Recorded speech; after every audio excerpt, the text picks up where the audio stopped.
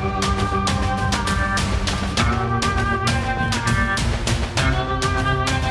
knows about the grind. Yeah, bubble grind. Now we have a guy that could probably get in there if you... It's game day. The Edmonton Oilers hit the road once again.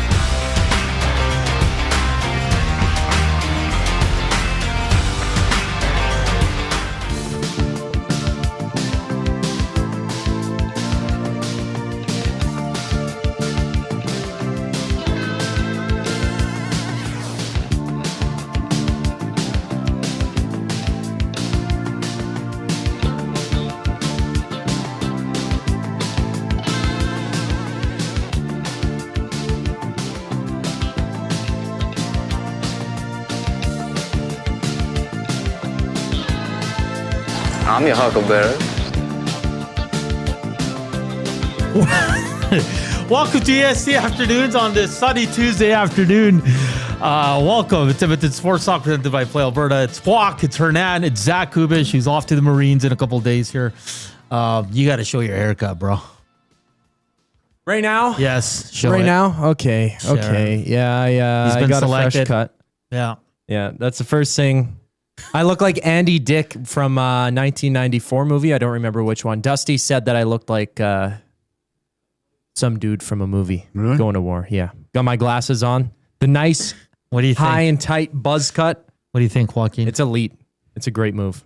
Did someone do that or did you do that? Somebody did it. I paid really? somebody to do this. How Yeah. much you pay? Under $50. Under $50? Yeah. Under $46. $50? Yeah. So over 40? Okay, Yeah. I thought you said 46. $150. No. I'd have to have designs, full hair dye. No. Like $50, let's say. With some change back. $46. Well, we'll miss you, buddy. Is that bad? Oh, yeah. Yeah, I could have done that. Really? I'd do it for 20. Well, I had to have it lined up. I don't know if I trust you with my hairline there. I could do it.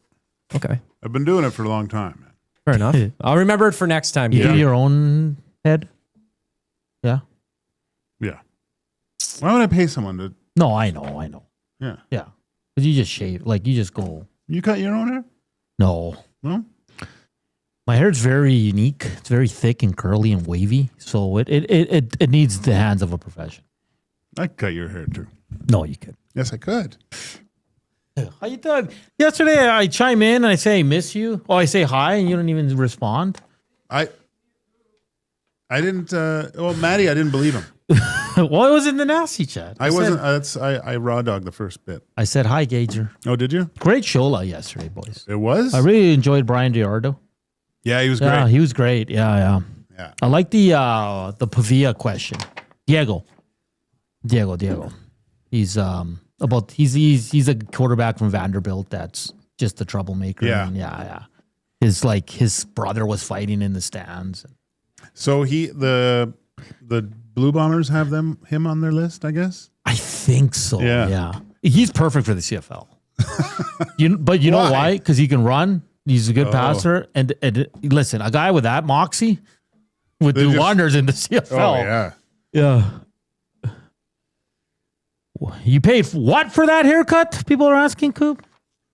Like $46. Holy Where? I know. Where? Maybe don't say where. I'm not going to don't say where. I won't I'm say. gonna tell you where to go, and you're gonna pay way less than that. Yeah, and I went there and I thought the same thing. But I made this mistake not just once. This is the second time. So first time, shame on you. Was you like going to a garage sale and the guy said, yeah, it's 10. You go, I'll give you 46. Well, is that Your good? haircut's Come on, only I'll give 20. you No, 40. I'll give you 40. You did such a good job. Keep the change. Keep the change. Well, you do look handsome. Thank you. You do look handsome now that you've been hit by the love bug. Hey, So you going on a date tonight? Going to the Ford tailgate party or the Play Alberta or whatever they call it right across the street from Rogers' Are you place going for with the game. GF? Going with the whole crew of people. Oh, look at this guy, eh? Going with everybody, probably 8 people. Nice. Well, don't fight, eh? Nope. Don't fight. He's a lover, not a fan. Yeah. He's a lover, not a fight. But with that haircut, he looks tough. Just don't wear True Religion's and affliction. Don't wear your affliction and True Religion jeans. You'll be fine. The chains hanging off. Yeah, hot topic. Yeah. I'm gonna go fight. I'm gonna go put on $500 pair of jeans and a $300 T-shirt and look like a chandelier. Are you going with that? Are you going with that silly goose YouTube Trev? No, I didn't invite him. Oh. Hey, how about the suits yesterday for Maddie and Benny? Holy, that was a nice green. It was a good green. Yeah. I don't regret my decision, but if I ever get another suit, I think I'm going green. I would go green too, but I'd want to go a little lighter green, like kind of your shirt, bro. This is moss, man. Yeah, well, it's still green. I don't know. This is moss. This isn't moss. Yeah, it's crazy. That's good. It's good. How was your days off? Good. A lot of running. Is that you out there yesterday? I did some good training. I did have some wine. So on Saturday, my niece and my pops went to see, they're called the Fab Four. It's like a Beatles cover band. The Fab Four? Yeah, something like that. They went to the River Cree to watch. Yeah. So we all met up with them because my nephew had a beer league playoff hockey game there with my cousin. They're on the same team. So we went to watch him, had a few beers. Really? I won at roulette, finally. Wow. Yeah, I hit inside finally, man. I never hit. Wow. The second spin I hit. That's $170. Oh, how much? 170. Nice. Yeah. So that was my Saturday. Sunday, watched the game. Yeah. So did I.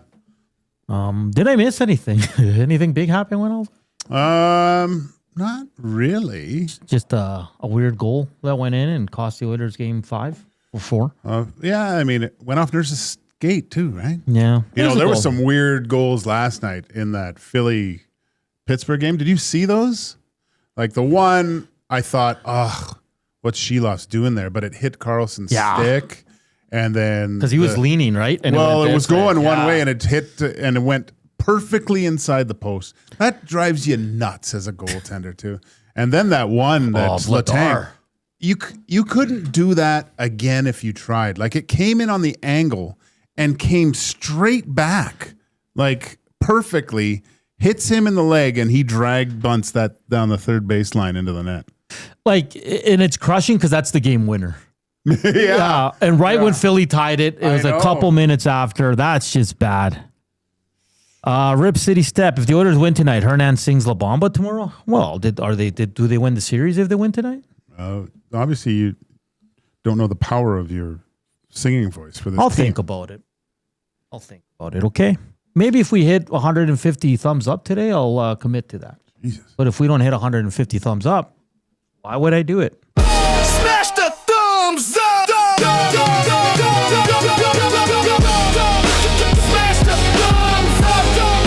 Smash the thumbs up! Hit us up on the River Korean box, 780-218-9999. And Nasty Chad, your weekend was good, my friend? Yeah, it was okay. A lot of dancing? No, my daughter hurt herself. Oh, no way. Yeah, so she was out. She goes tonight again. Kind of iffy if she should or not. Well, we'll see. But it was bad because, she got up on stage and was going and then fell. And then I was like, is this part of it? and then I had to go down to the stage and carry her off. Oh, that's not good. No. Well, let's hope she's all right. And yeah, so she's been doing some rehab stuff, but she really wants to. It's life of a dancer, right? Well, I'd rather her just take another week off. Yeah, but there's a competition she wants to. Lots to get to, Joaquin. NHL playoffs, NBA playoffs, Trey Savage, all that fun stuff. Yeah. The CFL breaking some crazy news today. We'll get to all that. Okay, on the show, the first hour is wide open. Joaquin and I are going to finally come to an agreement on why the Oilers will win tonight. Okay, at 2:05, JC Abbott from 3downnation.com will join us. We had him on to talk the draft. The Elks have 4 picks in the top 21 today, Joaquin. Wow. And they pick in 3rd overall, so I'm intrigued to see what he has to say. Now with this news, too, it's perfect timing. Peter Burrs from Sirius XM NHL, he writes Shotgun with Mick Curtin, our good buddy. He'll join us at 2:20 to go around the NHL. Obviously, talk Oilers and all that fun stuff. Okay, if you missed it, the Edmonton Oilers tonight, Connor Ingram back between the pipes. Okay? Also, Colton Dock, according to Tommy Gazzola, said he's in for Lazar. Game time decisions, Jason Dickinson and Connor McDavid. Listen, Joaquin, I think Connor's playing. I think this is just sit out. There's no need for you to take the morning skate. I'm surprised anyone takes morning skates, to tell you the truth, except for guys that aren't. Yeah. I think both guys are going to be in, so people need to calm down. Knob said Ingram's been our starter. He's our guy. Expect a mix of pairings on defense tonight. Expect Emerson to PK more because Ekholm and Bush have not been really good on the PK. I know Nurse has struggled a little bit on the PK. So those are your news and notes. No lines because obviously a couple guys sitting out the morning skate. But Joaquin, the right call to go back to Connor Ingram in your eyes, because I think Tristan Jarry was fine in game 4. They lost. Okay, I get it. But are you okay with going back to Ingram? Oh, yeah. Okay. But saying that, he needs to be first star tonight. Yeah. No, that's fair. Yeah. He needs to be the first star.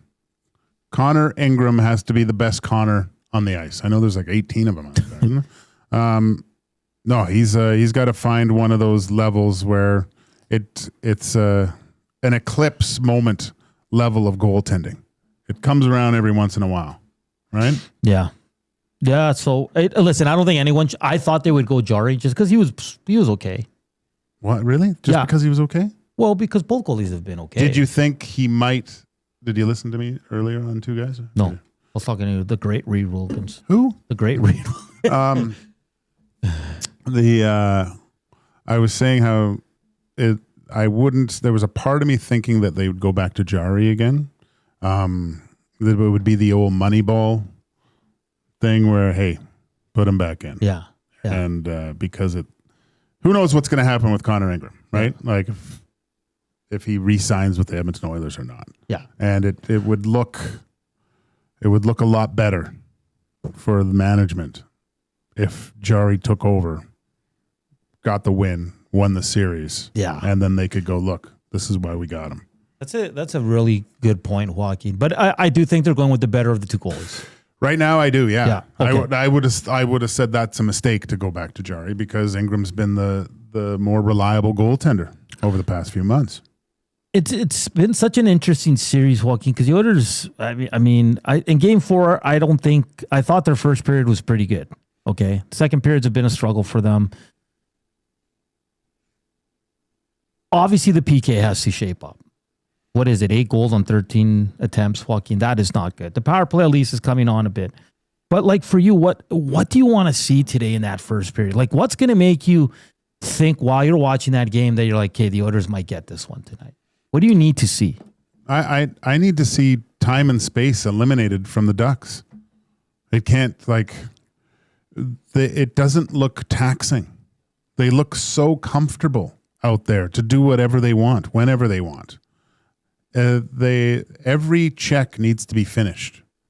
There can't the time and space. And I don't know.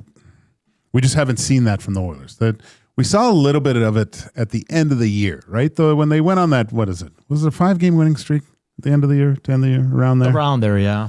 They were playing really well, and I thought, well, okay, this is them. They're turning it up right now because they know what's potentially ahead of them. Right.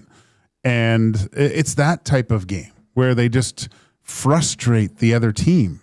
The puck management skills were great. It wasn't always, looking for the sexy play, the cohesiveness of moving the puck up the ice. On the defensive side, they were defending the neutral zone. Like, I don't think they've defended the neutral zone at all in this series. That's a good point. They haven't, like, every time the Ducks come through the neutral zone, they're going into the Oilers' end. Yeah. Right? There's a lot of things that need to be corrected that I'm sure that this coaching staff have gone over the past, since they lost last game, right? But it's a lot, but that type of game that they played it was just a couple weeks ago. Yeah. So for them to get back there isn't that big a stretch. But the main huge question mark that we've had all season is the consistency level of this group. I mean, again, I fall back on it took till the end of the year to win more than 3 games in a row. Yeah. This is who they are. This is what we saw in the regular season. And we all thought that maybe, and they said it too, we know how to turn it on in the playoffs, and they haven't. we keep talking about that switch, Joaquin, that the Oilers can flip on. I don't think that's happening this year. I really don't. No. Because it would have happened by now, Yeah. right? Like it's Or not, it would have happened sometime in the season. Yeah. And they won 3 games twice. Now they got to do it to stay alive in the series. I know Tom Gazzola was down at the skating. He said it's kind of a weird mood down there. Like it's almost like they're. You know what that tells me? Like all the players know the health level of their teammates. Yeah. They know that Connor's not well. They know Leon's not well. Dickinson's not well. Buddy, Hyman to not have a hit last game, that tells me he's hurt. Hyman hasn't been the same since Lacombe reverse hit him. Yeah. Because for Hyman not to have a hit, it's because he can't. Joaquin. It's not that he doesn't want to. He knows if he throws a hit, he's probably out. Yeah. And Nuge is vanishing act. Yeah. I mean, did he score last game? Yeah. But outside of that goal, like you're not getting much from Nuge. But And that's the only time I noticed him the whole game. Yeah. Celebrating a goal. Because it's weird because the depth guys, like Kapanen's been great. Okay. The depth guys are stepping up for this team, but it's the core now letting them down. And listen, they've played a lot of hockey, and I'm not using that as an excuse. It's just the reality. And they're all hurt. All right. If they get eliminated tonight or down the road, we'll find out all the injuries, Joaquin. We always do. Right. But for me, if you're playing, and you just go out there and play the right way. And that's, I think, the concerning part. You can be injured, but you can still play the right way, Joaquin. And they're not playing the right way. Like, the amount of goals they're giving up. And let's be honest, on the flip side, Anaheim gives up a lot too, man. Yeah, oh gosh, yeah. Like, Stahl's made one great save this series, and that was on McDavid last game. Yeah, he's made a couple all right ones. Yeah, but he's not stealing them. No, gosh, games. no. Like, we are both saying what's the biggest concern if the way Dostal's playing, and it hasn't been superhuman by any stretch of the imagination. Greg, the sound guy, asked me a question in the text line. What does starting Ingram over Jari tell you about how the organization views Jari moving forward? I don't want to be disrespectful, Greg, but let's just shelf that for now. Okay. We'll have, if they lose, we'll have 5 months to discuss that and see where they're going on their goaltending direction. But to kind of give you a little bit, I would just say it's a good sign because they know that their best chance they're going with the guy that gives them the best chance to win. Yeah. And listen, I have a goaltending day set up for once the Oilers are out. And we're going to discuss with Joaquin and look at some numbers and look ahead. You had me put on the gear and stuff. This one says Gage's daughter has more heart than the Oilers playing right now. Yeah, but she shouldn't be. Well, some of the Oilers probably shouldn't be playing either, so she shouldn't be dancing. Oh, man. And then big Drew game tonight for Hernan. Rip City Step says, I think I'm changing my allegiances again. Trailblazers stink. I like the Magic now. Oh, do you? Magic. Jumping on different wagons? Yeah, why not? Why not? How about the Raptors? They tied it up. Unreal. I did not see that coming. Good on them, man. Can never trust the beard, man. No, CMB, that rookie, man, he is impressive. But I'm a Magic guy now after the Raptors. So sorry, Rip City Step. We'll always have last week when we were both Trailblazers fans. Hit us up. Okay, so if the Oilers win tonight and we hit 150 thumbs up, Hernan will sing La Bamba tomorrow. Wow. Maybe that gets the boys going, right? Maybe. We're only at 40, so we got a ways to go. I'm very confident I won't be singing tomorrow. Not because the Oilers don't win, but because we won't hit 150. Like always, we're presented by Play Alberta here at Edmonton Sports Talk. Play Alberta is your home for online gaming excitement, featured casino games, live dealer action, lottery, instant sports betting. Now with the new Play Alberta app, you can take the fun with you anywhere. Download the app or sign up today at Play Alberta. Question of the day is non-hockey related, but I'm very intrigued by this. CFL announced changes to the playoff format, Joaquin. Yeah. Okay, we're going to get to it. Don't worry. It's wild.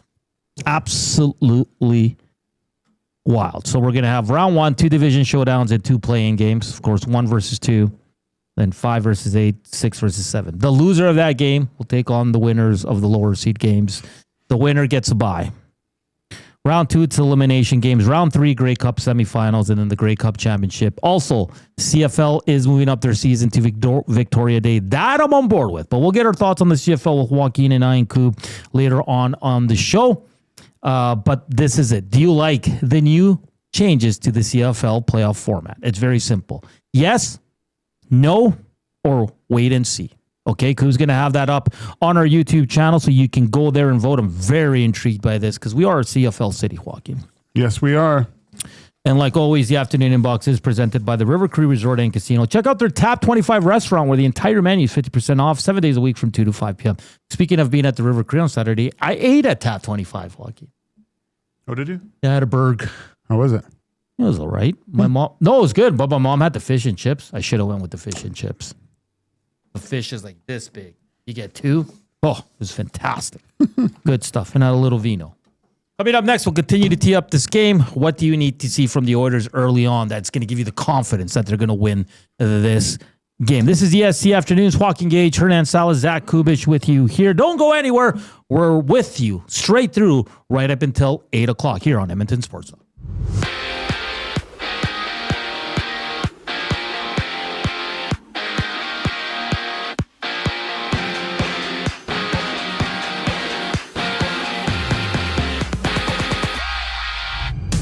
Both Connor McDavid and Jason Dickinson are game-time decisions for Game 5 against the Ducks. Connor Ingram gets the start as the Oilers look to stay alive. Tom Gazzola, Ben Thompson tee up the game during the GCL Diesel Oil Stream pregame show. Join Tommy for the show. He's live at the Canadian Ice House. Tune in starting at 6:30 only on EST. Meanwhile, Connor McDavid, Macklin Celebrini, and Nikita Kucherov have been named as finalists for the Ted Lindsay Award, which is given to the NHL's most outstanding player in the regular season. 2 other games on tap tonight. Game 5, Wild Stars, Matt Zuccarello, a game-time decision for Minnesota series. Tied at 2 aside. In other news, the CFL is expanding its playoff format to 8 teams in 4 rounds. Starting next season, 2 division showdowns and playing games for round 1. Round 2 has single elimination. Round 3 as the semis with the Grey Cup after that. To basketball, 3 games tonight, including the Celtics 76ers hitting the hardwood, Philly trailing 3-1, and San Antonio can take their series against Portland, leading in Game 5. MLB action, Trey Savage makes his season debut. Jays taking on the Red Sox. First pitch just after 5 o'clock. This sports update is brought to you by the Capital Care Foundation. Financial support deeply affects residents at Capital Care, whether it's a one-time donation or a monthly contribution. Every penny counts. Find out how you can donate at Capital Care Foundation.net. More on EST Afternoons on the other side of the break. I'm Zachary Kubish, and you're up to date. The Nielsen Show with Lieutenant Eric. Bruce Boudreau. All they have to do, let's win tomorrow, then put the pressure right back on Anaheim. Because when you go on the road in a Game 6 and you're behind, there's no pressure on you. You just play. I mean, the pressure's on them because if they lose, they know that they've got to come back to Edmonton for a Game 7. Trying to spin it positively, you got to make it believe that this is all possible. The Nielsen Show with Lieutenant Eric. Weekday mornings 6 to 9. Only on Edmonton Sports Talk. Your clear choice for Edmonton sports. The Blue Jays are back for their 50th season. Whether you're swinging for the fences or tackling backyard spring projects, get the space you need with Sentinel Storage, official storage partner of the Toronto Blue Jays. Try 4 weeks free today. Visit sentinelstorage.ca for details. Your home for great performances is the River Cree Resort and Casino. God, I wish I could meet somebody like you online. She's got me in the friend zone. Don't miss Morgan Jay's musical comedy May 23rd. 9 p.m. show is sold out. Second 6 p.m. show, added. Tickets at rivercreeresort.com. River Cree Resort and Casino. Excitement, bet on it. Goodwill is one shopper, finding something I never knew I needed. A jacket, a deal, one donor, letting go of something so someone else can move forward. One program participant, learning, trying, building skills, building confidence, building a future. One purchase, one donation, one job, one choice. Goodwill is the power of one, the power of one, the power of one, the power of one. Goodwill Industries of Alberta. It all starts with one.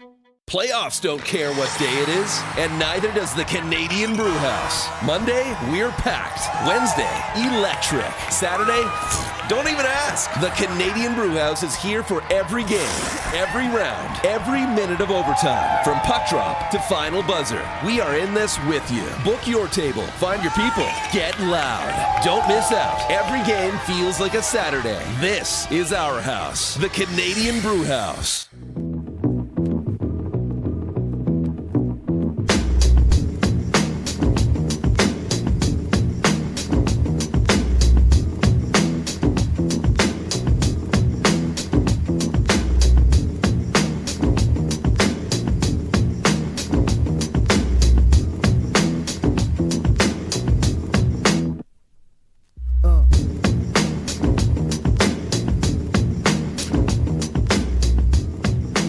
Little Tribe Called Quest for y'all.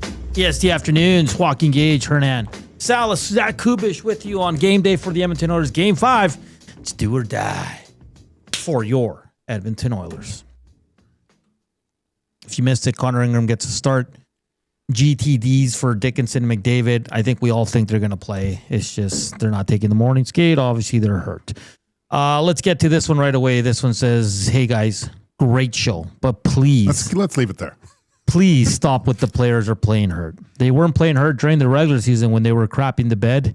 It's playoff time, and both coaches and players need to adjust and find a way to win. Stretch passes to exit your zone in the playoffs? Question mark. Not being first to the puck or closing time and space is non-existent. Now the time to put on the big boy pants and earn your millions. Feel sorry for the fans if these guys are out. Had to be said. Go Oilers, go.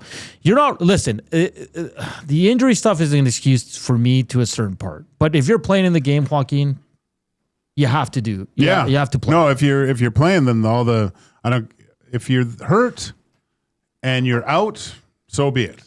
If you're hurt and you're playing, you're still expected to get the job done. Yeah. Or else don't play. Or don't play. That's simple. If you can't help your team, you can't throw a hit, and there's just certain things. No, yeah, the stretch passes have been. I mean, but they've been doing it all year. They're not going to change in one game to start coming out. Yeah, and getting that low support and things. Can I ask you a weird question? And maybe this is an off-season question, but screw it. I'm going to ask it now. Okay. Jackson Lacomb's been outstanding. Yes. Okay. Do you think if the Oilers, they were giving some truth, some what do you call it? Serum? Serum. Well, what are you asking me? Who's better for the Oilers? Evan Bouchard or a Jackson Lacombe? It's Lacombe. Because of the way he defends? Yes. Okay. You think he's a better player than Evan Bouchard? He's better all around. He might not have the exact offensive upside. I don't know if he has the same shot, but I think what you lose on the offensive side, you gain back on the defensive side. Okay. And a little bit more sandpaper. You know, we see him when he plays the Oilers, Joaquin, during the regular season. And we always knew he was good. He was on their top pair. But seeing him in these first 4 games of the playoffs, he's a stud. Well, I love watching playoffs because it opens your eyes up to the other massively skilled guys on other teams, right? So that's what I mean. So if you ask Oiler fans if you could have Bouchard or Lacombe, I think, I'll be honest, Joaquin, I think most fans would take Jackson Lacombe. Oh, yeah. And that's not saying Bouchard is a bad defenseman. We're not saying that. No, he's great. I mean, over 90 points as a defenseman. That's crazy good, you know. And I've seen certain things from Bouchard that you marvel at, but there's also things I've seen like okay, put it this way: start of the series, Lacombe, Bouchard. Who were you giving the edge to? Bouchard. Me too. Yeah. Who has been a better defenseman in this series? Lacombe's not even close. Not even close. Not even close. He's outperformed a Norris candidate. Yes. This year. Yeah. In a 7-game series. That you got to take that, like, you're not competing directly against another guy. No. I know, but you kind of are in a sense. And Bouchard's losing that battle. Like he's if the Oilers go on to lose this series, he has to have some serious reflection in those types of individuals. Who I'm going to be the best defenseman in this series. Mm-hmm. That's what you say to yourself, right? That's how you. And not that you need motivation, but that should be just part of your motivational checklist. I'm going to be the best. I'm going to outplay that guy across from me. Yeah, and that goes for everybody. I mean, Connor McDavid and Karlsson. Who's been the better player? Karlsson. Connor McDavid can't happen. No, can't happen at all. Leon Draisaitl's been good. Gauthier's been better. Gauthier been way better. Mm-hmm. So the stars of the Ducks have been, to a man, have been better than the superstars of the Edmonton Oilers, where at the start of this thing, if that was on Play Alberta, man, no, the odds of that happening would have been astronomical. That's got to change. If they have any hope of winning this thing, those three areas. And Ingram has to be way better than Dostal. Yeah. And Bouchard's offensively way better than Lacombe. Lacombe's career high is 58 points this year. That's still pretty good in 82 games. Not a juggernaut of a team. They don't excel on the power play, well, up until the playoffs. So you give them a break. 70% or 50% now. Yeah. 8 points in 4 games for Jackson Lacombe. But you're right, Juan. He is better all around than Evan Bouchard. And I think it's close. I think a lot of people would take Bouch still because of the offense. Sure. But if you're watching this series, man, that pairing has not been good. And the numbers back it up. He scored a beauty on Sunday on the power play. It's top cheddar. But where this team struggles defensively, they struggle. And that's a concern. Mm-hmm. That is a concern. So, yeah, listen, it's recency bias, like Gordon Moners. Sure. But I can only go off what we've recently watched from him. Do you know what I mean? I don't watch him for 82 games. No, yeah. Yeah. No. But look, I don't care. What did we say? I don't care what you do in 82 games. Did all that matters is now. Yeah, like what happened for the regular? Who cares? Bouchard that played in the second half of the regular season was really good. Great numbers offensively. He hasn't done that in the playoffs, so who cares? Got to stop bringing up the regular season. The playoffs. I mean, there's nothing wrong with having a regular season team, right? Look at the Leafs. Yeah. I mean, not this year, but for the past 10 seasons, they were a great regular season team. Mm-hmm. Gets to the playoffs, it's a different story. And what would you rather have? Would you rather have a mediocre 82, going to 84 games in the regular season and 16 wins in the playoffs? Or yeah, like... What are we doing here? Big Uke's distant cousin says, your top D-man needs to be able to play D. Bush has been too inconsistent in these playoffs, too many bigs. And that's fair. And people are bringing up what Bouchard did in the last 2 playoffs, which he was outstanding. But why does that matter now? That doesn't matter. Yes, he was great last year. Good for him. They didn't win the cup. Why do we bring that up now? Who cares? Yeah, we're not going to forget about it. But right now, in the series that matters, he's not playing well. No. Like the past is the past. We'll look at it once these guys are all done with their careers and all and see how great they were in the playoffs, sure. But bringing up last year and the year before, it does nothing. Look at this. Mike in San Francisco listening to the show. Hey, Mike. Oh, nice. Love the show, even though I'm a Ducks fan. Think the Oilers are done. Everybody's Mike welcome. in San Francisco. Hey, thanks for listening, Mike. Yeah, Gord says, let's get rid of McDavid for Gauthier, 2 over the last... Come on, Gord. We're having a conversation. Don't be that guy, okay? We're having a conversation. Lacombe's been excellent in the first 4 games. He's outplayed Bouchard. Who said getting rid of someone? Yeah, I just said they have to be better than that. Yeah. You can't tell me that Karlsson hasn't been better than McDavid in the series up to this point. So Derek's out. You can't listen to our negativity. Well, they're down 3-1. Derek, what do you want to talk about? What's the positive here? Tell me. The positive. This is sports radio. If you don't like it, sure, go away. That's simple. The positive is the possibility that they could win a game tonight. That's it. I don't think we're being negative. I think we're just laying out what has to happen for them to have success tonight. And it can't be just one guy. One guy can't, You've had good games from one or two guys. You have to have all guys. Everybody. You got the Oilers' fourth line has to be better than the Ducks' fourth line. All areas. You have to be more physical. You have to eliminate Jackson Lacombe from bringing the puck up the ice like he's playing against fourth graders. Max, I think the question is, would you rather have Bouchard or Lacombe? You have to get rid of one in order to obtain the other. Exactly. That's all we're asking. And look, that makes that's the right now. It makes sense it makes sense to me. I'm not saying it makes sense to the Oilers, but because they get so many points from other areas, like if you kind of do a calculation, how many points do you need from players or overall to make the playoffs, right? And if you're losing 40 points from someone, that's tough to make up in other areas if you're comparing point totals from Lacombe, right? So, but when you get into these types of scenarios, then you get the dogs that come out, the guys that just don't take no for an answer. I mean, how many? If you could clone like 5 Hagels and have them on your team, like that would be ridiculous. Yeah. No, listen, Joaquin, I truly believe this, and I'm not saying this to piss anyone off. I do believe the Oilers will win tonight. I just don't think they're going to go out on home ice. Okay. Okay. And I'm taking it game by game. I'm not making any predictions for the next 3. Tonight, I think the Oilers win.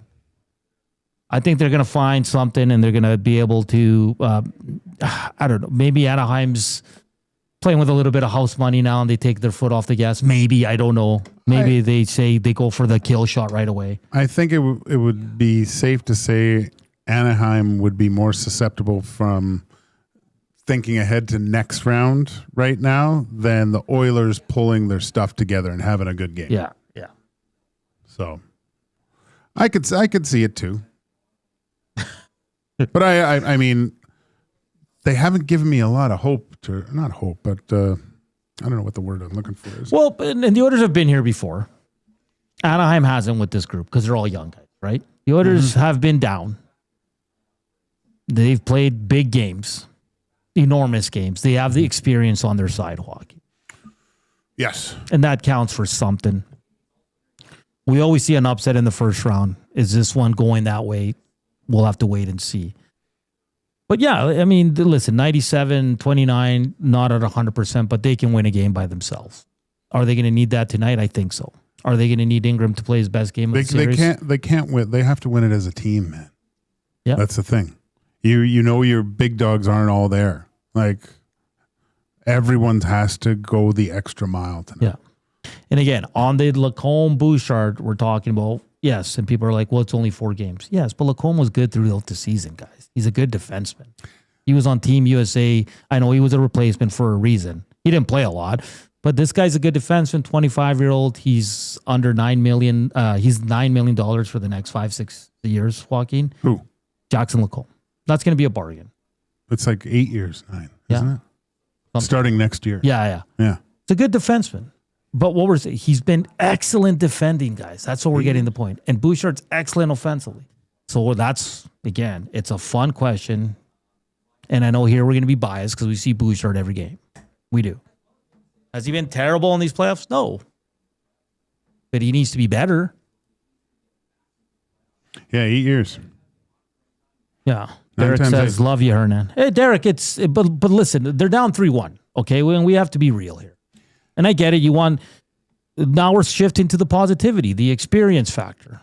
I can't see them lose. Well, I can, but I don't think they'll lose tonight at home. I think Ingram's going to be inspired to go in there and have a good game. The power play is starting to get going a bit. You're getting depth scoring. Those are positives for the Oilers. They are. You ever see that movie? It's called Gattaca. You ever see that? No. It's... Sorry. Jesus. All right, man. It's with Ethan Hawke and Uma Thurman, I think, is in it. It's a futuristic movie where... Yeah. Anyways, it all depends on your genetic makeup of how far you go in life a little bit, and he disguises himself to be one of the elites, and he switches DNA, and his brother finally figures it out that it's him. And they always did this thing as kids where they would swim, and the big brother would always beat him. Okay. And then they challenged each other as adults later on, and they did the swimming thing. And the brother finally said, "Stop! What are you doing?" And he goes, "What?" And the older brother was asking Ethan, "How did you do this? How did you pull this off?" He goes, "Because I have nothing left. Yeah, I gave everything. I made on the swim. I did everything to the max. There's nothing left for me after this." And that's how the Oilers have to play. Yeah. Tonight has to be like playing like there's nothing left for the next game. Yeah. And go from there. Yeah, I mean, this is it for them. They have to go push it to Anaheim, and then who knows what happens after that. Because I think if they win tonight, the pressure's back on Anaheim. Because it's tough. Look at Philly. We thought they were going to run. Now they're going back to Philadelphia. I'm sorry, but the pressure's on Philly. Yeah, I know. Yeah. Exactly. So, I mean, the Oilers, yes, they're not that. You have to win 4 games. Anaheim has not done that yet. They have an opportunity tonight. I ain't heard no bell. Yeah. My ring's outside. Quinville's going to have them ready. But, I just think what's happened, especially in that last game, thinking maybe the hockey gods will be with the Oilers tonight. Maybe they are inspired and maybe Ingram steals the game, Joaquin. He might have to. But if the PK's got to be better. There's so many things, but that's what's fun about it. And 8 o'clock, there's going to be a lot of nervous Nellies here in Edmonton. A lot of nervous Nellies. Mm-hmm. Yeah. And, we'll see what tomorrow brings. Don't forget, Reed Wilkins' show will be extended 3 to 6:30. And then Tom Gazzola live from the Ice House. Ice House? Go hang out with Tommy Gazzola. Pre- and post-game shows. Go bug him when he's doing the show. It's awesome. No, don't talk to him when he's on air, people. Where's his on-air little thing? I know. Why does he bring that? Oh, Tommy. People can't read sometimes, boys. Yeah, he's got an on-air thing. It's like red. Oh, Max with some good... Ethan Hawke and Uma Thurman met on the set of Gattaca. So Maya Hawke doesn't happen without that movie. Are they together? Who? Ethan Hawke and Uma. They were. Oh. Not anymore. Ooh, let's go. All right. Portion of this hour brought to you by Lamley's. Built for the job, made with quality craftsmanship and designed for job protection with cowboy-worthy durability. Lamley's workwear combines safety with all-day comfort, featuring brands like Ariat Work and Wrangler Rigs. Designed to withstand tough conditions and deliver performance across every job site. Visit lamleys.com/work to see how Lamleys can make your workday better. LAMMLES. All right, up next, we'll do some noticias. Continue to tee up this big game. This is enormous. It's been a while since the Oilers, since first round last year when they were down 2-0, Joaquin. Right? Yeah. Yeah. Different feeling of that. Different feeling, 100%. We hit 150 thumbs up. If the Oilers win, Hernan will sing La Bamba. If they win and we don't hit 150, no La Bamba. Okay. River Korean Box 780-218-9999. Nasty chat. Slam that thumbs up for us. We're back after the break.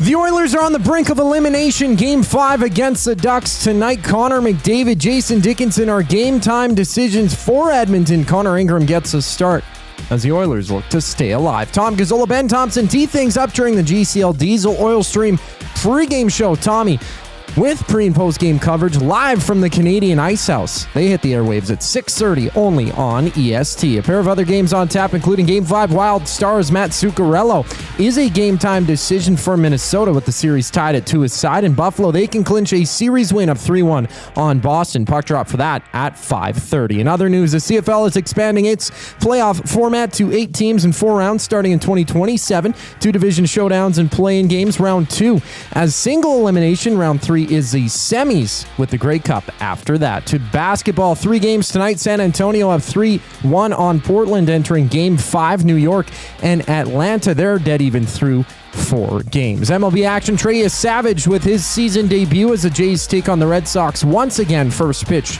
just after 5 o'clock. This sports update is brought to you by Windsor Plywood Leduc, locally owned and operated, serving Leduc and surrounding areas since 1993. They're more than just plywood. They offer everything from doors and flooring to decking, fencing, and custom millwork. Windsor Plywood Leduc. They're the experts you need to know. More on EST Afternoons following the break. I'm Zachary Kubish, keeping you up to date. EST Hangout. You got a hold of me yesterday on short notice thinking, oh, we need somebody to fill this chair. Who has no life? Fergie. Yeah, we'll get him in here. So I'm just thinking, if you kind of had a lull in your programming or your availability. There might be one of those coming up depending on what happens tonight. The EST Hangout, presented by Sentinel Storage. Weekday mornings 9 to 11, only on Edmonton Sports Talk, your clear choice for Edmonton sports. Hey Edmonton, did you know a local Play Alberta winner scored over $430,000 on Desert Fantasy? Think about the rec room you could build with that kind of cash. From major casino winners every hour to jackpots worth millions and hundreds of popular games to money that stays in the province, there has never been a better time to sign up for Play Alberta. Download the app today to get started with casino, sports, and lottery, all in one app. Must be 18 plus to play. When you gamble, use your game sense. At Firehouse Subs, our subs are freshly toasted, stacked high, and crafted to satisfy. Each sub is piled high with premium meats, melty cheese, and toasted to perfection. Firehouse Subs brings bold flavor to every bite, all served on a freshly toasted roll. But we're not just feeding Edmonton, we're fueling it. Dig into the brisket hat trick, piled with slow-smoked brisket and melty cheese. Or go to the Firehouse Subs fan favorite, the Hook and Ladder. Made to order with smoked turkey, honey ham, and Monterey Jack cheese on a perfectly toasted roll. With 15 Firehouse Sub locations across Edmonton and the greater area, it's easy to grab a hot and hearty sub close to home. Firehouse Subs. Hot, hearty, made to satisfy. Time for a new career in 2026? Or maybe your kid is still pondering their path. Good news! Weiss Johnson is hiring. Hi, it's Dennis, and not only are we hiring for heating and air conditioning, we're also looking for experienced plumbers and gas fitters. With the growth in residential development, there's no shortage of opportunities at Weiss Johnson. Choose your path with us. Learn from one of the industry leaders, and we will grow together. Receive great benefits and school reimbursement as well. Visit weiss-johnson.com today. Looking for quality building materials and friendly advice? Visit us at Windsor Plywood Leduc, family owned and locally run since 1993. From interior materials for doors, flooring, baseboards, and all the finishing touches to all you need for your outdoor projects like cedar lumber for decks and fences, plus all the plywood you'd need. Our full-time on-staff carpenter can help with anything odd-sized or custom, and from domestic hardwoods to exotic selections, we've got you covered. And if we don't have it, we'll track it down for you. Windsor Plywood Leduc. We're the experts you need to know.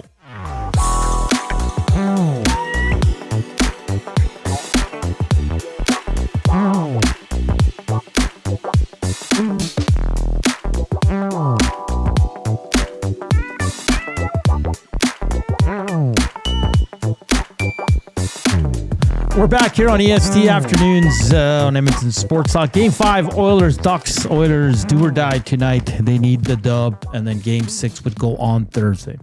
It'd be great for us, though, Joaquin. Then we're on location. Yeah. And then it's the weekend. And then another week of shows. And then I'm off on vacation. Oh, my gosh. Do you work anymore? Who do you think you are, Dusty? I was telling Maddie I saw a good movie on the weekend. Which one? Apex.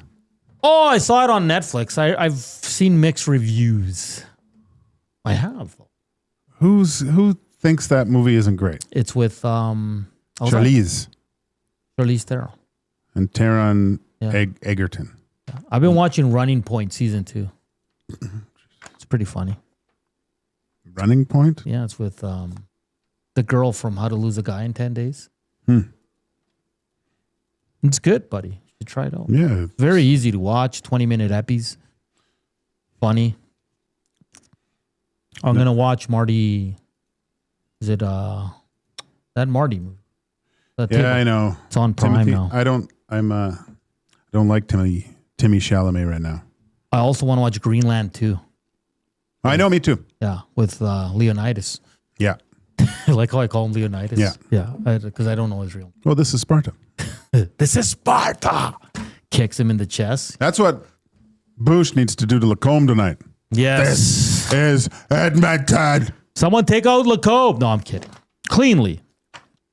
You putting a bounty on Lacombe tonight? Well, people lost their minds because we were comparing the two players.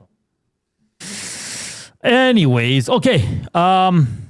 Coop, do you have the Noticias little music? Because I don't have my audio board up right now. I have a different variant. Sure. I don't have the original one. Let's go. Let me find it here. Here we go.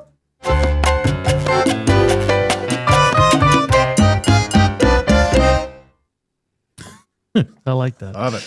That's good. Let's get to some news quickly. We're going to start with some sad news. John Garrett passed away. I know. I've been listening to him and watching him since my childhood. Well, you think you have. Yeah. I was watching him. Yeah, Vancouver He was guy, one of right? my favorite goaltenders as a kid. One of the reasons I wanted to become a goaltender. One time, my hockey crew, I was probably about 12, I guess. Maybe, younger. Yeah. Probably 8 or 9. We were practicing at Thunderbird Arena at UBC, but the Canucks were practicing too. So they were leaving, and we were all sitting there watching them, and Patrick Sundstrom and Thomas Gradine went by, and John Garrett was walking by, but I was getting everyone to sign autographs, and he obviously had to get going or something. So it was upsetting, but he had a Louisville stick, and instead of signing he threw his Louisville goaltending stick on my bag because I still had my gear on, my goalie gear. He goes, "There you go, kid. Last your lifetime," and took off. That's awesome. I told him that story later on when he was doing a game that I was playing in. But yeah, man, he was awesome. Yeah, I remember watching a game. Grant Fuhr was hurt, and the Oilers' starting goaltending went down in the game. Then their backup got hurt. So I remember in the broadcast, they brought him down. He was doing color. They left the play-by-play guy by himself, and he was getting suited up to be the backup. And he's like, I'm wearing Grant Fuhr skates and stuff and all that. It never happened because the guy was able to stay in net, but he almost played for the Edmonton Oilers. Oh, that's hilarious. Yeah, so and he was doing games up until a couple days ago. I just heard him on the broadcast. Yeah. John Garrett, an absolute legend. Thoughts and prayers to his family and loved ones. He's an absolute legend when it comes to the hockey world. Okay, Trey Savage makes his season debut. Let's go. Can't wait. They lost 5-0 to the Red Sox yesterday in an awful game that I don't know how I sat through. They're fourth in the AL East, but I'm excited to see Trey Savage, of course, the darling of last year's run to the World Series. Phillies fire Canadian manager Thompson Mattingly named interim boss, who was formerly with the Blue Jays. Macklin Celebrini, Nikita Kucherov, and Connor McDavid are the 2026 Ted Lindsay Award finalists. Fuck you. Say that again? Celebrini. Okay. The Cooch. And Connor. Really? Yeah. No McKinnon. On the old the players vote that one. Right? Yeah. Who do you think's got that? Honestly, I think Kucherov's going to get it. Oh, yeah? Yeah. No love for Celebrini. It might be. I think it's between them two. I think there's McDavid fatigue. I truly believe that. And I think the players, for what Celebrini did, but what Kucherov did since like November. I think there's fatigue on the Russian end and Connor. I think the fact that Celebrini did this at such a young age and the guys that have played against him go, how is this kid doing? Like what? The first thing out of everyone's mouth, how is this kid doing this at his age? Yeah, that's a good point, actually. Might be Celebrini, man. I think it might be Celebrini, man. That's crazy. All right. And then, Ted Lasso. Season 4 returns August 5th on Apple TV. I guess I got to start watching that. Yeah, it's fantastic. So now I think from what I saw in the trailer, it's a women's professional team he's going to take over because he left the men's team.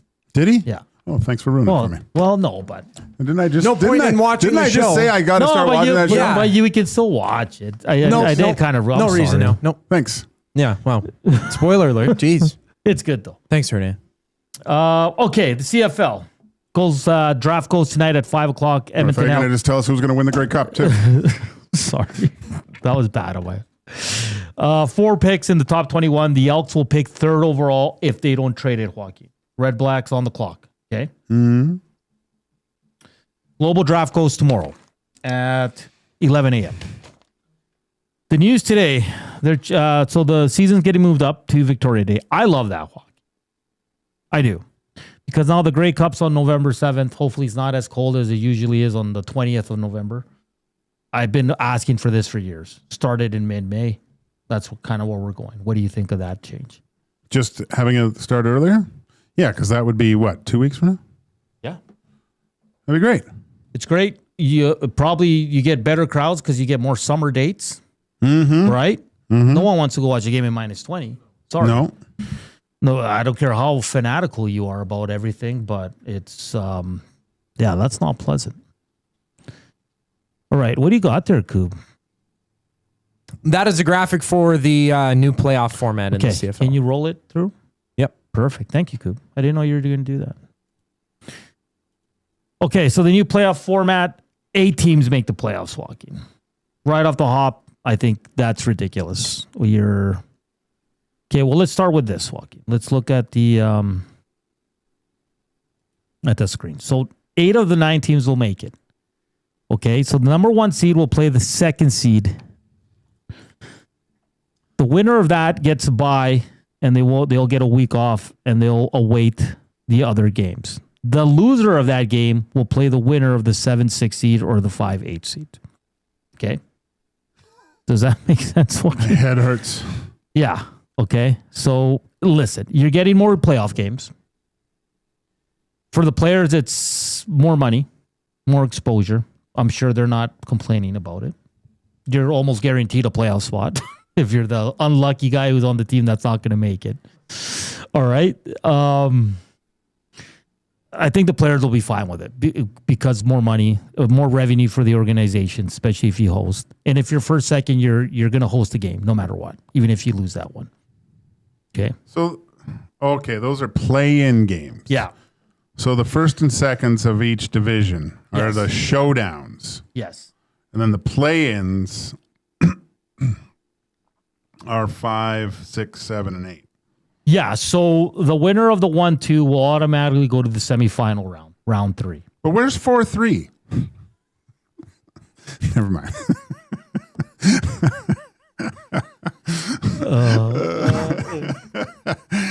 Okay, keep going. You got me. So the showdown, 1 and 2. So let's say in the East, 2 defeats 1. 2 goes to round 3 automatically. 1 goes into the play-in, and they'll play the winner of 8 versus 5. Okay. And the winner of that will go into the semifinal. I guess the good thing is you can actually have a Calgary, Edmonton Grey Cup. Yeah, there's just... you can. Right? So... Okay. It's going to be, and those are the good things about it. I just don't like that it's 8 teams, Joaquin. You're what's the proper term I'm looking for? Your participation awards? Participation, I mean, I guess you're playing not to be 9th, but you're also, oh my God, what's the word I'm looking for? Help me out here. You're rewarding. Oh, you're rewarding mediocrity. Yes, mediocre teams, you're rewarding bad teams. Yeah, to still have a chance. Yeah, because a 4-win team can be in the playoffs.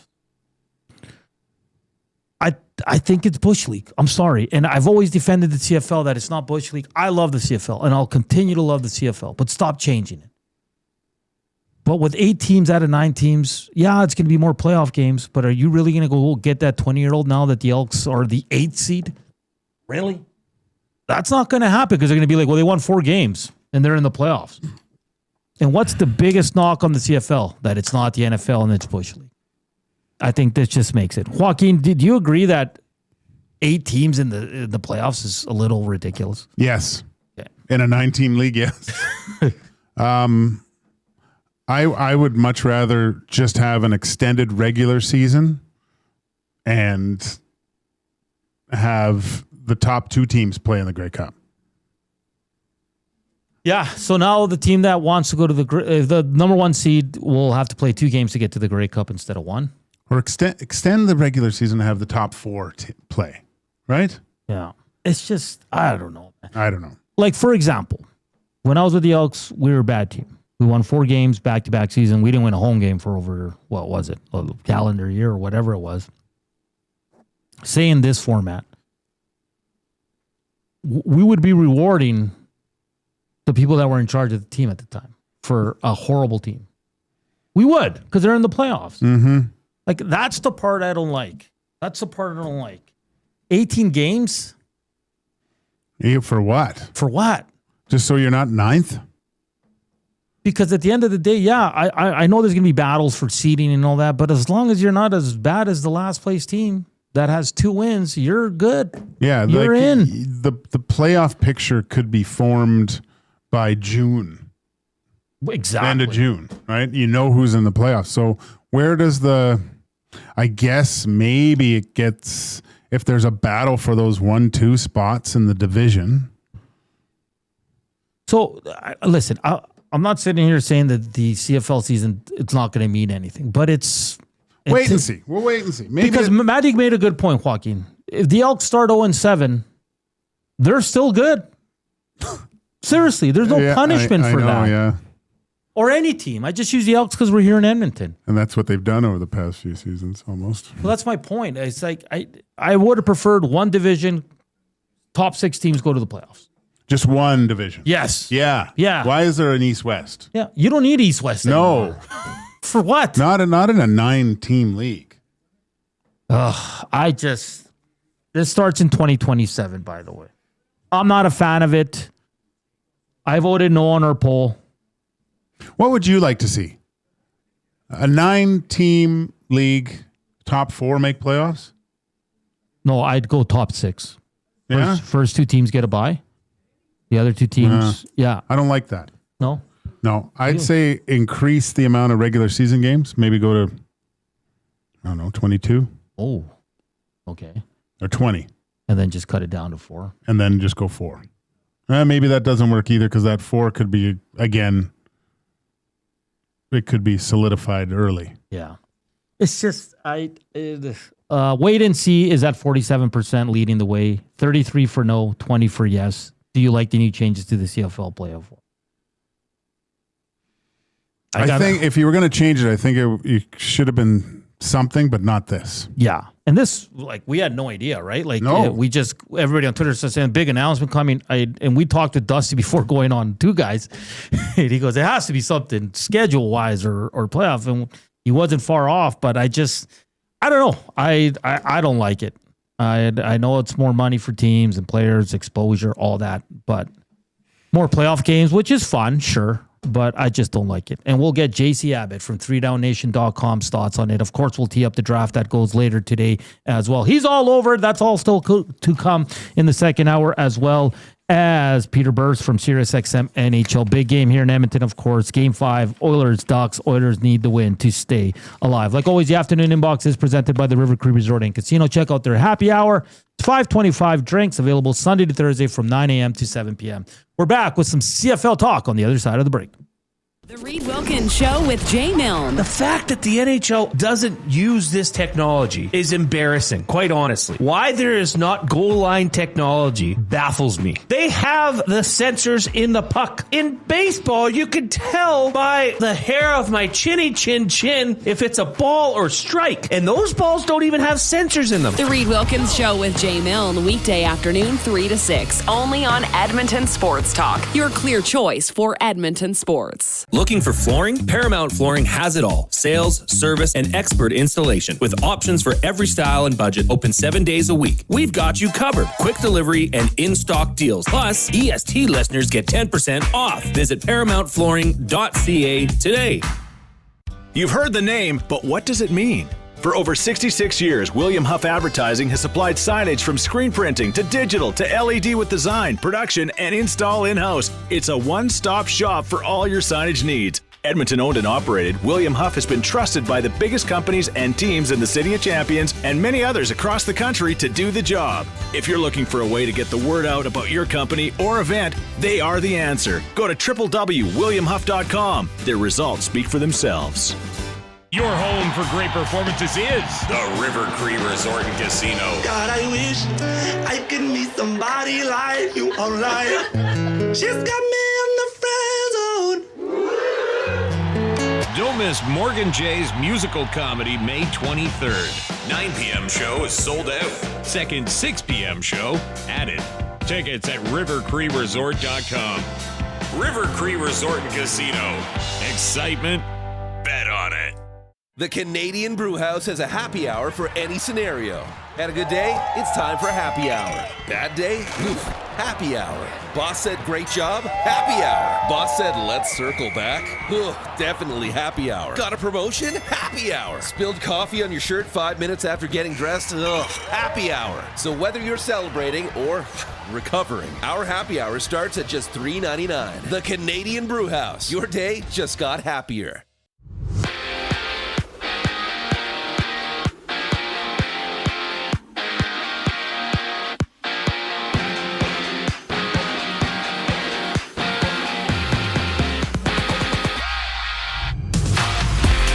Both Connor McDavid and Jason Dickinson are game-time decisions. Game 5 against the Ducks. Connor Ingram gets a start as the Oilers look to stave off elimination. Tom Gazzola, Ben Thompson tee things up during the GCL Diesel Oil Stream pregame show. Tommy with pre- and post-game coverage live from the Canadian Ice House. They hit the airwaves at 6:30. Only on EST. A pair of other games on tap. Game 5, Wild Stars, Matt Zuccarello. A game-time decision for Minnesota with the series tied at 2 his side. And we also have Buffalo looking to clinch a series win of 3-1 on Boston. Puck drop for that one at 5:30. In other news, the CFL is expanding its playoff format to 8 teams in 4 rounds starting in 2027. 2 division showdowns and play-in games for round 1, round 2 with single elimination matchups. Round 3 is the semis with the Grey Cup after that. To basketball, 3 games tonight. San Antonio up 3-1 on Portland. Game 5 tonight in New York. And Atlanta, they're dead even after 4 games. They match up as well. MLB action. Trey Savage with his season debut for the Jays as they take on the Red Sox. First pitch just after 5. I'm Zachary Kubish. That was your sports update. Hour 2 of EST Afternoon starts right now.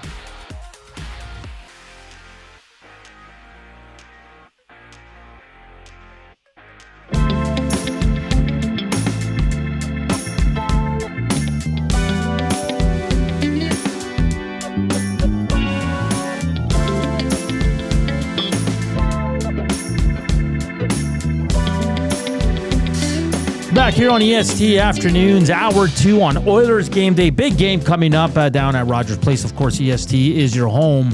Don't go anywhere. After we're done, it's Reed Wilkins, Jay Milne with the Reed Wilkins Show from 3 to 6:30. And then 6:30, Tommy Gazzola live from the Ice House downtown.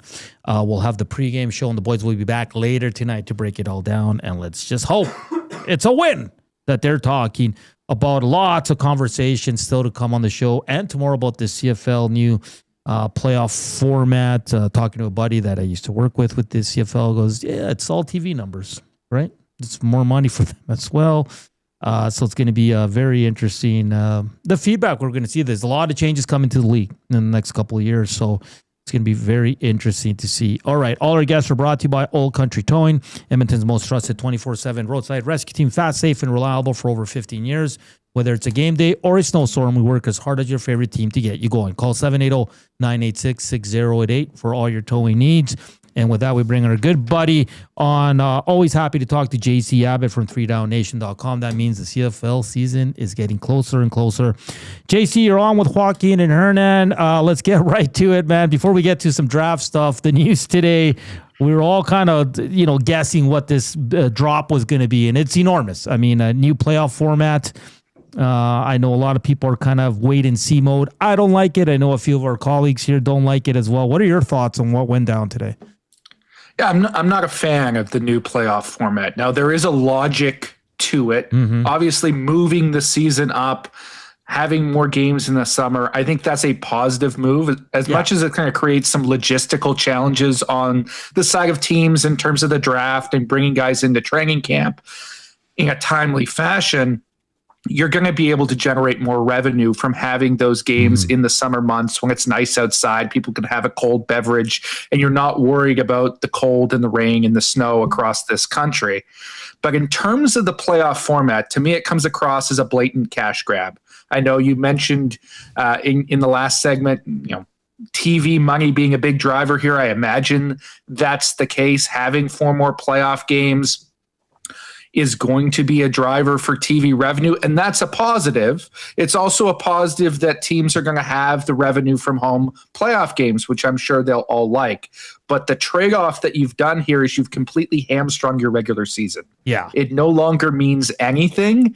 And eventually my concern is you're going to degrade what is the majority of your product to a point where that revenue increase on the back end isn't going to matter so much, because what's driving fans to the stadium in mid-September, in October, when those games essentially mean nothing, because not only are the playoff spots going to be essentially secured at that stage, well, first place doesn't really mean all that much anymore either, because you can finish first and not get a bye, because essentially you're just getting this showdown game. There's all sorts of those elements at play. I'm sure they'll be well attended that first round of the playoffs when you've got those showdown games or those playoff games. That will be a positive. But in the long term, I don't love this for the CFL. JC, in your opinion, what's the perfect playoff format for the CFL? The perfect playoff format, I'm not sure I'm a smart enough guy to figure that out. But to me, as much as I'm a traditionalist, I think there is valid criticism in terms of the 2-division format. And so going to a singular playoff structure in which the top 6 teams make it, that to me is the best sort of structure for the postseason. 8 teams in a 9-team league, it just looks Mickey Mouse, right? The CFL already gets knocked for having too many teams in the postseason, for being a small league. Now, when you've only got 1 team eliminated, I think you're opening yourself up to a ton of criticism. Now, maybe expansion's right around the corner in a few years, and we'll get up to 10 teams and beyond in the future.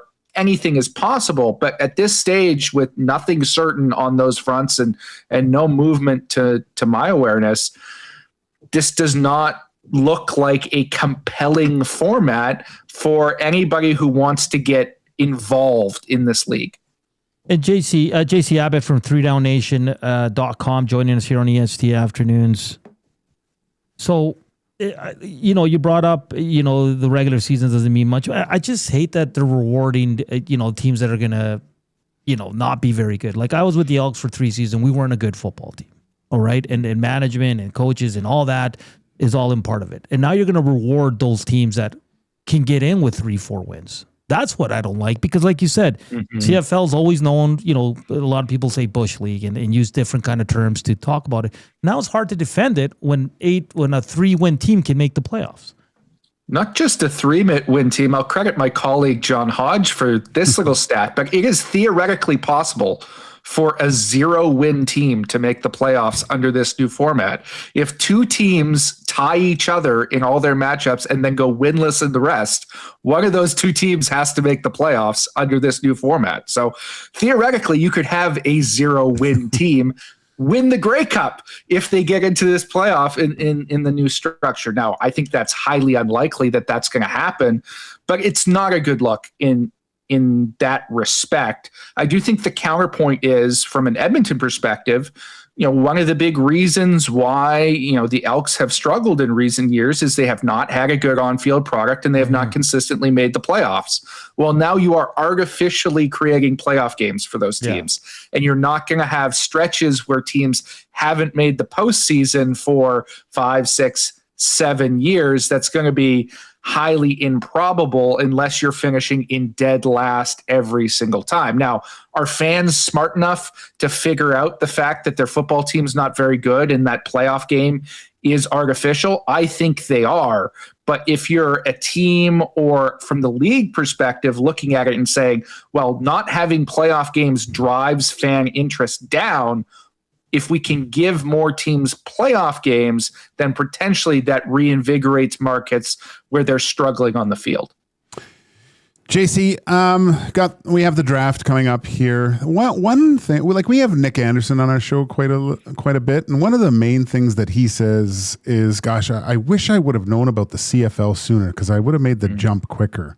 How does that affect teams drafting possible maybe not for the non-Canadians that are drafted. Do they look into that? Do they know where Canada is on a map, like or where if the CFL exists? How does that go about with teams when maybe taking a chance on a pick from maybe a player that's coming out of U.S. college? Well, any player that's coming through the draft process is going to be well aware of the CFL because obviously today's draft, that's the Canadian draft. These kids are born here or raised here. They generally have connections to the countries. There's some Americans that get citizenship through their parents, and maybe they're not as tied into the CFL, but they've had to go through an application process, prove their citizenship, do all of that with the league before they ever get put into the draft pool. So there is already an interest level and an awareness with all of these players.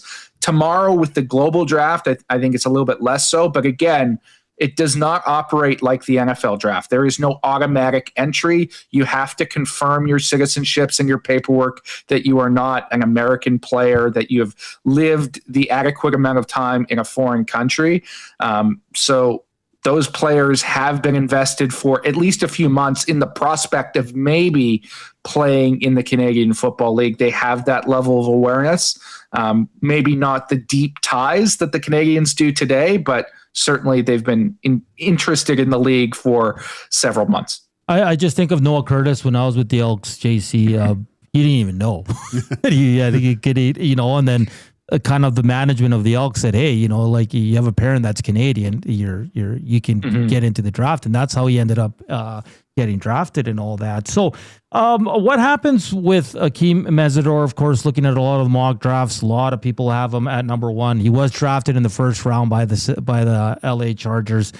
But what's going to happen with this player? Because we've seen this before. They usually fall to later rounds. Teams just taking a flyer on him, and hopefully he comes down in a couple of years. But what's the latest on Akeem Mesidor? When you have a guy who's a first-round NFL draft pick, the odds of ever seeing him are so low that he's generally not worth a selection. Like, even if Akeem Mesidor, and I think he's a tremendous player. I think he's going to have an amazing NFL career. He's going to be one of the best Canadians that we've ever seen come through that league. But even if he fails in spectacular fashion, he still has that fantastic first-round rookie contract that's going to earn him millions and millions of dollars. He has no incentive to come up to the CFL in his later years unless he's absolutely obsessive about football. So I don't expect him to be taken. The one exception there would be if the Ottawa Redblacks are sitting in round 7 or 8. They don't love the guys that are available to them on the board. They've taken, your top guys aren't available. Do you take an Akeem Mesidor to drive a little bit of media publicity as the hometown kid, like we own his rights? I think that's a possibility. That's happened in the past with certain players. I know the BC Lions, not with a local kid, but certainly with a high NFL draft pick, took John Metier in that manner a couple of years ago in one of the last 2 rounds of the draft. So I could see that potentially playing out, but you're not going to have him go early. He's certainly not going to be in the top couple rounds because the likelihood is, you or me have a better chance at playing the CFL right now than Akeem Mesidor because he's going to be a millionaire from his time in the NFL. You see what the Elks, they pick 3rd in this year's draft. Where do you think they'll go with their pick?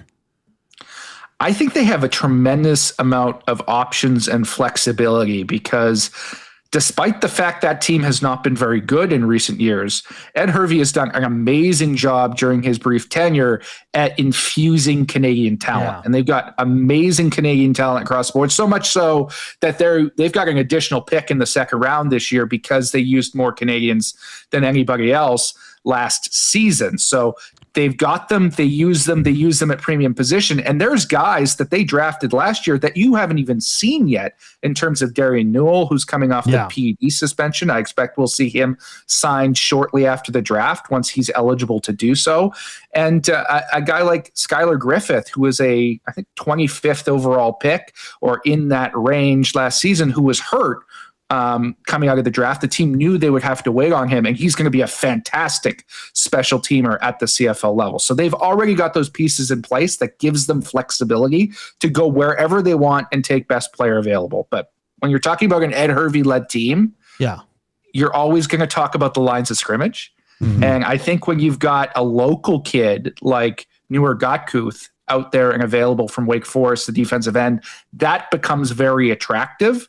It's also a really good offensive line draft class. And we know Ed has never been shy about adding additional talent along the offensive line. So there are some options that are going to be available there at pick 3 as well. Yeah, and reports say it's a bit of a deeper draft than the last few years, JC. So one last one for you. The Elks do pick 4 selections before up to pick 21, so they can definitely grab some quality players for sure. But Red Blacks on the clock at number 1. Where do you see them going? I think there are 3 legitimate options at this stage for the Red Blacks. The consensus feel for number 1 overall is Giordano Vaccaro, the offensive lineman for Purdue, who transferred from the University of Manitoba, where he won the JP Metras Trophy. I think that's a guy you can plug and play as your franchise center. He's a fantastic individual and a fantastic player. So that's one option. I think Newer Gotkuth, who I just mentioned, is another if they want to bring some depth behind their new signing of Luigi Villain, right? You double up on defensive ends. You can all of a sudden make that a Canadian position if you want in the span of 3 days. Or there is Daryl Jabome out there from Rutgers who did not get signed as a UDFA in the NFL, but had tremendous production for the Scarlet Knights. And when you've got AJ Allen coming in as a new starting linebacker, you'd like to build a little bit of depth behind him. They already have Lucas Cormier. He can do that. But Daryl Jabome is a different type of cat, a different caliber of player. I think you could go in that direction and instantly shore up your linebacking core as well. I expect it will be one of those 3 guys who ultimately gets taken. JC Abbott from 3downnation.com joining us here. Excellent work as always, JC. Just read your article on kind of your mock draft as well. What's on tap for you boys tonight? I know you're going to be going live. Yeah, myself and Ben Grant will be live on YouTube and Facebook, the 3 Down Nation YouTube and Facebook pages, starting 5 minutes before the start of the draft. So 6:55 Eastern time. You can tune in. We will go live for every single pick, all 8 rounds, 74 players. We'll give analysis on each and every one of them. I know our colleagues at TSN do a wonderful job with their draft show as well, but they tend to take a more of an overarching approach. And I'm sure there's going to be a lot of conversation about the announcements that happened earlier today, especially when they get to the later rounds. We'll talk about each and every player. So if you are interested in who Edmonton takes in the 6th round, we're going to give you the goods on those guys all night long. Great stuff, JC. Look to having you on throughout the summer. You're one of the best at breaking down the CFL, and we might have to have you on to break down all the Elks picks. Enjoy the draft, buddy. Thanks. It was a pleasure as always. All right. JC Abbott from 3downnation.com. Join us on the Old Country Towing video hotline. Like always, the afternoon inbox is presented by the River Cree Resort and Casino. Check out their Tap 25 restaurant. The prime rib special is just $21.99. It's available 7 days a week from 11:30 a.m. to 11 p.m. It's not available on show nights. We got to get to a quick break here as we're going to bring in Peter Burst from Sirius XM NHL. We'll go around the NHL and talk about the big game here in Edmonton. That's all coming up here on EST Afternoons. Joaquin Gage, Hernan Salas, Zach Kubish. We're back after the break.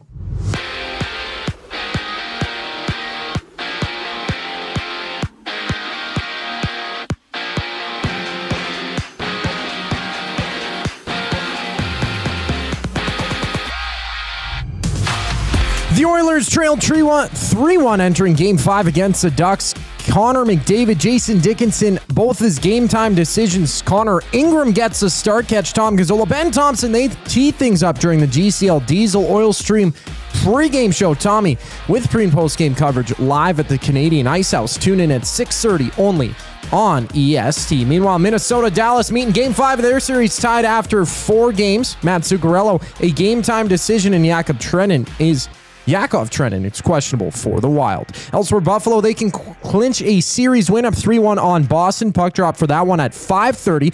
And in the CFL, the league is expanding its playoff format starting in 2027. 8 teams, 4 rounds, starting with 2 division showdowns and play-in games. Round 2 is single elimination. After that, they get into semis before wrapping up with the Grey Cup. On the court, 3 NBA matchups on tap. Spurs with another chance to close out the Blazers with Game 5 tonight. We also see New York and Atlanta hitting the deck. That series tied at 2 aside. To the majors, Jays Red Sox, they battle. Treya Savage gets a start for Toronto, making his season debut. First pitch just after 5. We talk all things NHL playoffs up next here on EST Afternoons. I'm Zachary Kubish, and you're up to date. Site ready, Western Tough. Lamley's Workwear is calling all tradespeople, oil and gas crews, construction workers, farmers, and hard-working Canadians. Built for the job with quality craftsmanship, job site protection, and cowboy-worthy durability. Trusted brands like Airy at Work and Wrangler Rigs, designed for performance and all-day comfort on the toughest sites. No matter the season,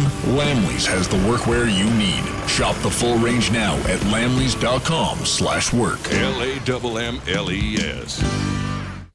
When you cater with Royal Pizza, you're getting the same great pizzas, pastas, and salads you love, just bigger and built for a crowd. Perfect for teams, offices, or parties, Royal Pizza's catering brings real value around $10 per person. Delicious, high quality, and easy. If you like their pastas, you'll love their catering pastas even more. Visit royalpizza.ca or contact your local store for exact pricing and details. So come on home, Royal Pizza, still making it great.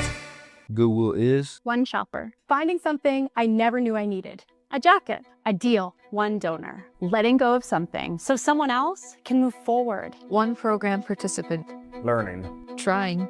Building skills. Building confidence. Building a future. One purchase. One donation. One job. One choice. Goodwill is The power of one. The power of one. The power of one. The power of one. Goodwill Industries of Alberta. It all starts with one. Your home for great performances is the River Cree Resort and Casino. God, I wish I could meet somebody like you online. She's got me in the friend zone. Don't miss Morgan Jay's musical comedy May 23rd. 9 p.m. show is sold out. Second 6 p.m. show added. Tickets at rivercreeresort.com. River Cree Resort and Casino. Excitement? Bet on it. Hey Edmonton, did you know a local Play Alberta winner scored over $430,000 on Desert Fantasy? Think about the rec room you could build with that kind of cash. From major casino winners every hour to jackpots worth millions and hundreds of popular games to money that stays in the province, there has never been a better time to sign up for Play Alberta. Download the app today to get started with casino, sports, and lottery, all in one app. Must be 18 plus to play. When you gamble, use your game sense.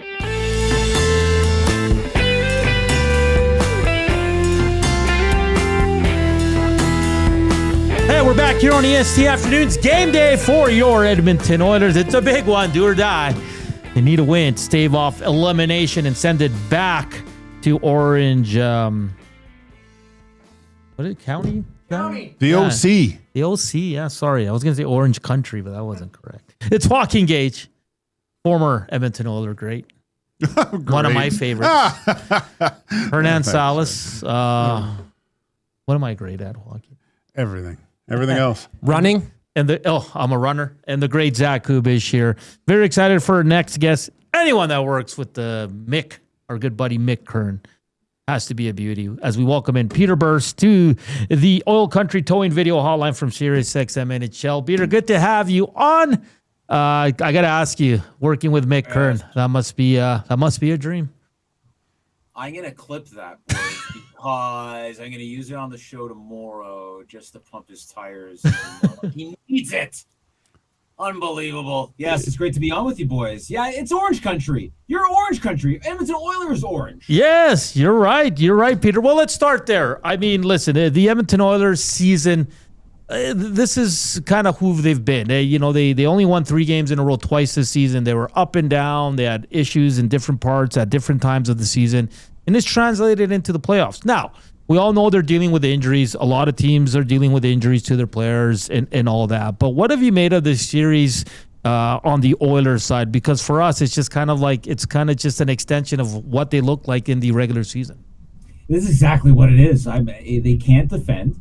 They can score. It's crazy, guys, that they have the leads in this game and they can't shut it down. And then I ask myself, why is this? It happened all season, right? All regular season. They get up, they can score, but they can't hold on to the lead.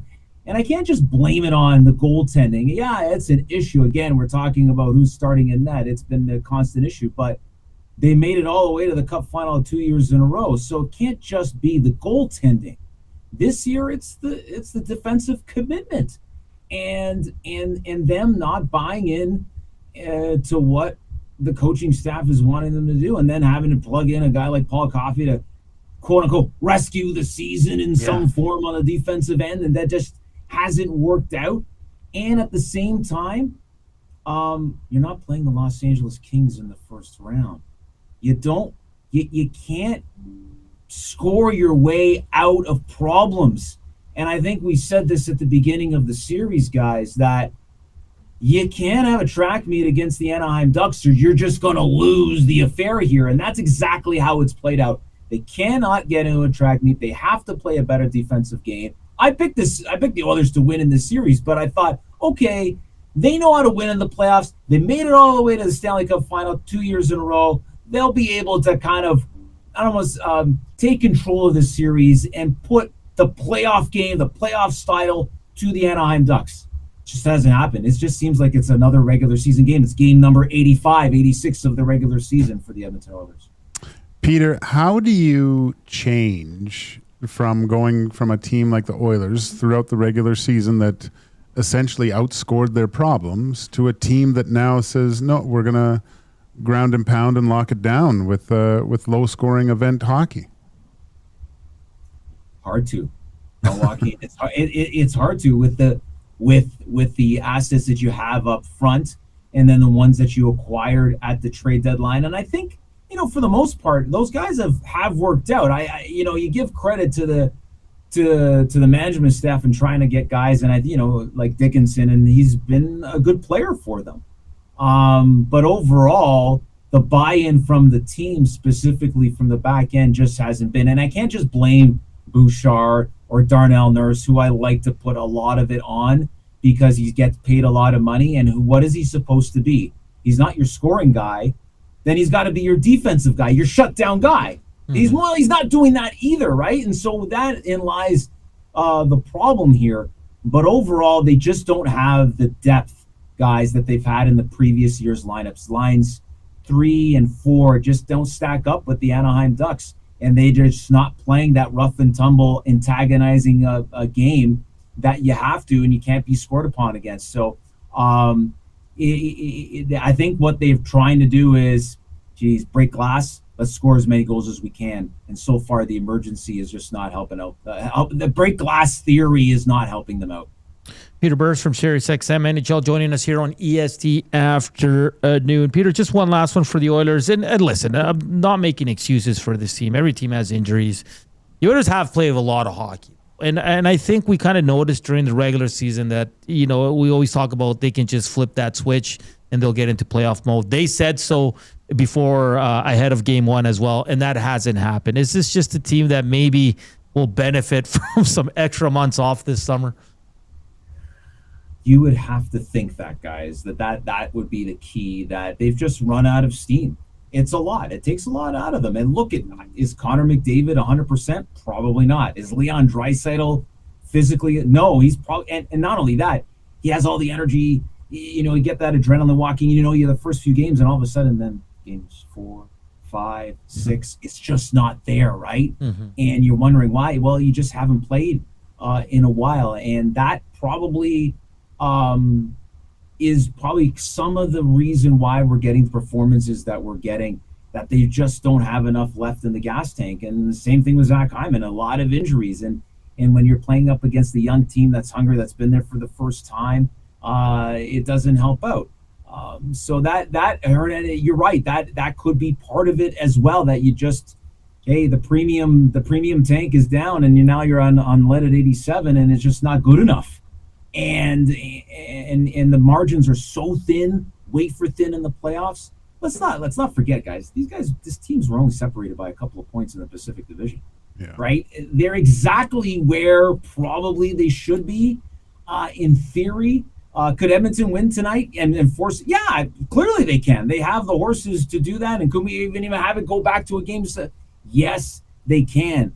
But the percentage mark, I believe the winners of the leaders are up at 3-1, like 80 percentile. And if you win game 5, it's even higher than that. So, and for series tied at 2 apiece. So this is a big one here for the Edmonton Oilers. It's a big long. It's hard for them to do. They've done it before. I see all the stats from the Jack Michaels and the Gene Principes, and they all put it out there, hoping that, of hope. And I get that. The fan base is there, and then we've seen it for the last couple of years. But Hernan, you're right. I think the gas tank is on empty. Running, who's that? Tom Petty? No, who does that? Running on empty. Jackson Brown. That's Jackson Brown. There it is. Good. You're from a good vintage there, Peter. The Edmonton Oilers have lost to the eventual Stanley Cup champion every year in the playoffs over the past 3 seasons. I know our fans won't like me saying this, but are the Ducks that team this year if they manage to defeat the Edmonton Oilers? No, they're not beating Colorado or Minnesota or Dallas.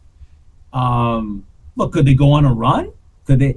I just don't think they have enough depth in their top, and at least their bottom 2 lines to go up against the Colorado. We saw what they did against the Los Angeles Kings, and a Kings team that actually put a decent effort out at the end of the day, guys, that it felt, Colorado, I don't want to say was toying around with them, but they just played their game because they had the depth. They had every line on that team could probably score. I can't say that consistently with the Anaheim Ducks. Could you say that, Joaquin, in 2 to 3 years? Mm-hmm. Yeah.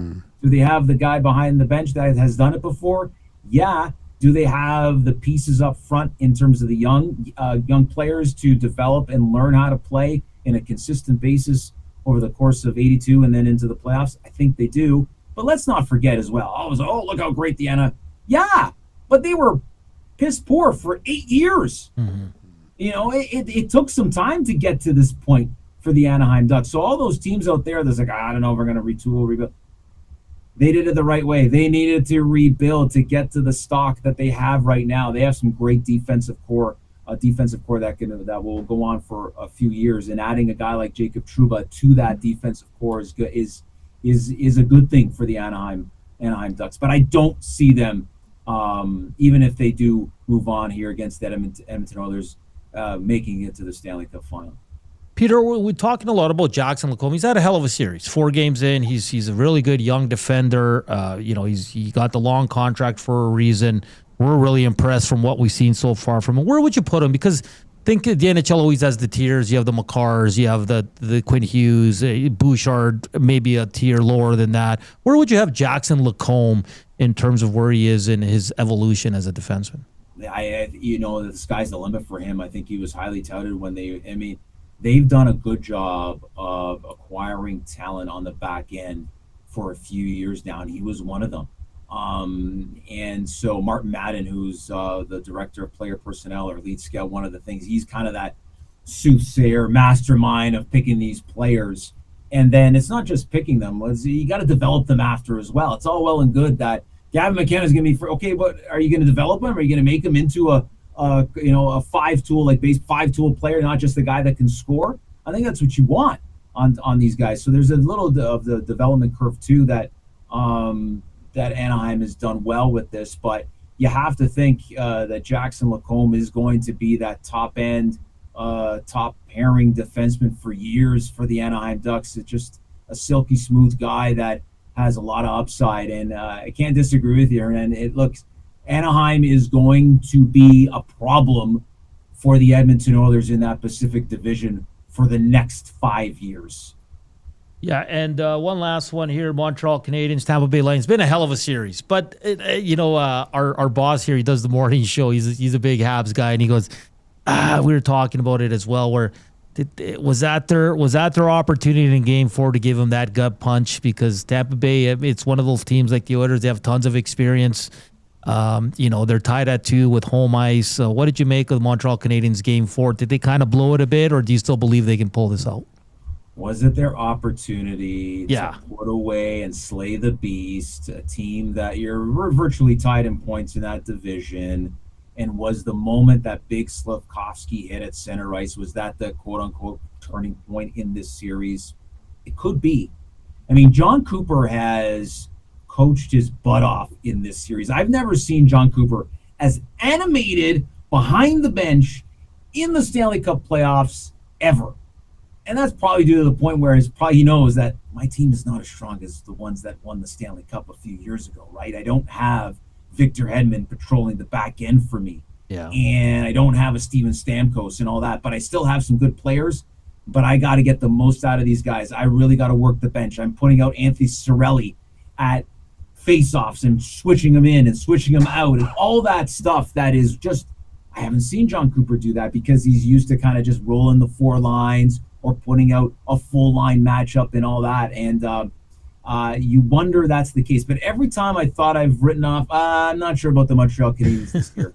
They come back and somehow Martin St. Louis has them believing that we are as good as the Montreal Canadiens. We can beat them. And they have. It's wafer thin again between these two teams.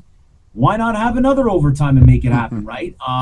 And it's wild. I don't know about you guys, but and we saw it last night in Pittsburgh and Philadelphia, these weird goals that go up in the air, deflect 5 different times, go off the back of the goaltenders and go into the net. And hey, I mean, you guys have, I'm sure, debated and put the Zapruder film out about the goal on the goal line the other night, with Connor Ingram skate on top of it, and just weird things happen in the playoffs. And sometimes you're just gonna have to have that luck. And has the luck run out for Montreal? I'm not sure, but I'm excited as you know what to watch that game and see how that progresses for game number 5. Peter, this has been a great say hi to Mick for us. Just let our audience know where they can find your work. On Under Review, Series 6M 91, 11 a.m. to 1 p.m. I'm in Mick's Batman. I'm the Robin, Mick's the Batman. I'm trying to think of another show. Yeah, what's another show that we can think of? Maybe when I come back, I'll think of another analogy, another show. Like you guys, like Joaquin and Hernan. I don't know. Is Joaquin Nick? Is Hernan me? Who it is? I don't know. Well, Joaquin's definitely Batman. No, I don't know what I am. I don't think Dusty knows what I am. Peter, this has been great. Enjoy the games tonight, and I'm sure we'll have you on again. Thanks, boys. Have a good one. All right, Peter Burst from Sirius XM NHL joined us there to talk a lot of Oilers. Did you feel the Habs let one get away on Game 4 on Sunday? No. That Hagel, though, man. You just want to slap him. He doesn't stop. He's awesome. He's great. Those Kucherov. But they're still. I wonder if Hedman's going to be back at all. Might be tough, man. That JJ Moser's playing well. Mm-hmm. Yeah, that one guy that laid out Slafkovsky. The Carl? Yeah. Yeah. That's going to be fun, man. They don't play tomorrow. Today's game's 5:30. Bruins, Sabres. Sabres win that. They move on to the second round. Oh, Buffalo. Yeah. That'd be a great place to play right now. Tied at 2, Wild and Stars. That's been a great series. And, of course, your Edmonton Oilers and Anaheim Ducks. 8 o'clock. Don't go anywhere. EST is your home for all the coverage regarding the playoffs, the Oilers, the Elks, the new CFL news, everything. And it's race week, buddy. Yes, Back it is. at it. And I know Tim's down in Miami. Is he? He was complaining about the heat today. I'm like, I'm going to bust his chops. I'm like, you're complaining about being in Miami? Come on. Yeah, but you like it like stuffy hot. Yeah, I do. It's gross. It's amazing. Portions of this hour brought to you by the Canadian Brewhouse. Turn up the heat at the this April at the CBH with our wing flavor of the month, spicy sriracha maple bacon. Reed Wilkins approved. Sweet and spicy sriracha maple bacon saucy wings for the perfect balance of heat, sweetness, and savory flavor. Get them only for a limited time. Canadian Brewhouse. On the other side of the break, screw it. Let's do a parlay. I heard you guys hit on one. Yeah, we hit twice when you were gone. Jeez. I don't believe that. I need proof. We're back here to close it out on EST Afternoons.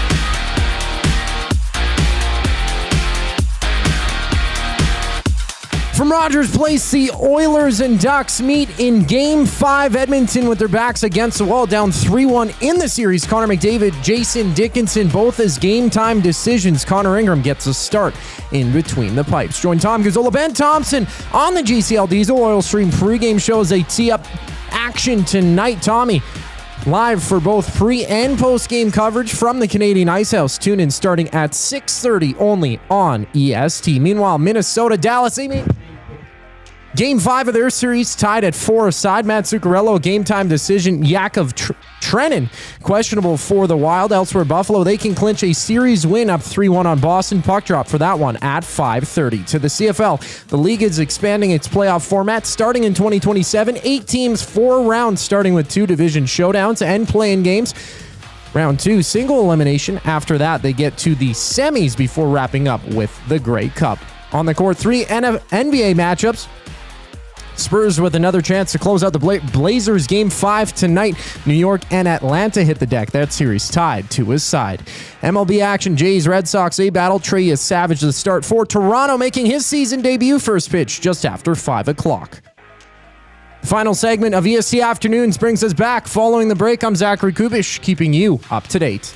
Our subs are freshly toasted, stacked high, and crafted to satisfy. Each sub is piled high with premium meats, melty cheese, and toasted to perfection. Firehouse Subs brings bold flavor to every bite, all served on a freshly toasted roll. But we're not just feeding Edmonton, we're fueling it. Dig into the brisket hat trick, piled with slow-smoked brisket and melty cheese. Or go to the Firehouse Subs fan favorite, the Hook and Ladder. Made to order with smoked turkey, honey ham, and Monterey Jack cheese on a perfectly toasted roll. With 15 Firehouse Sub locations across Edmonton and the greater area, it's easy to grab a hot and hearty sub close to home. Firehouse Subs. Hot, hearty, made to satisfy. When gambling, set a budget before you play.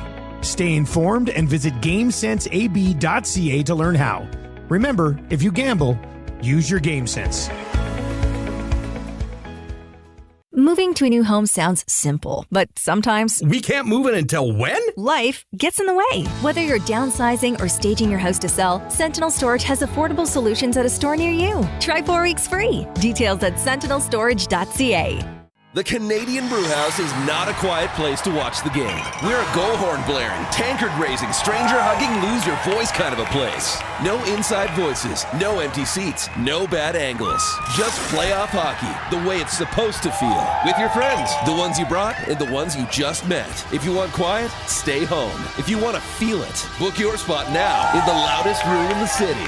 This is our house, the Canadian Brewhouse.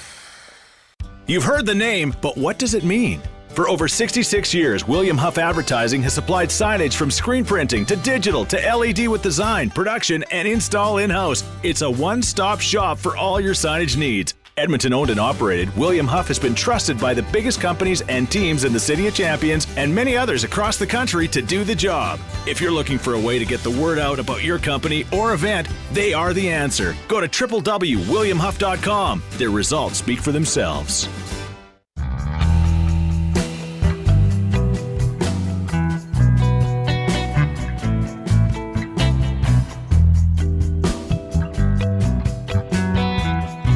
Dude.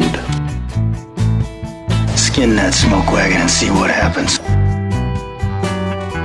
Final segment, EST Afternoons. How you doing out there? Are you excited? Are you nervous for the game? How you feeling?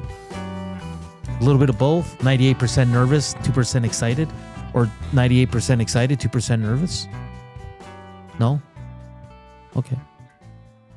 Let's see what happens. See what happens, Joaquin. Let's get to it. Screw it. Let's do a parlay for Inside the Numbers. Play Alberta. Let's do it, no delay. Let's take a risk today. No sense being safe. We need a huge payday. Joaquin, you want to go first or you want me to go first? Whatever. Okay. I'll go first. I'm taking Trey Savage over 5.5 strikeouts. Plus 104. Okay, I'll take the over 7.5 goals in tonight's Anaheim Duck Edmonton Oilers hockey game. So what that means is, if I'm correct, is they got to score 8 goals combined. That's a high possibility, and that's at plus 136. 136, yes. Yeah. Really? Yeah. Plus 136. That's not even. Yeah, it's not out of the realm of possibility. Well, every game's hit what? Like at least 8 goals. Yep. Yeah.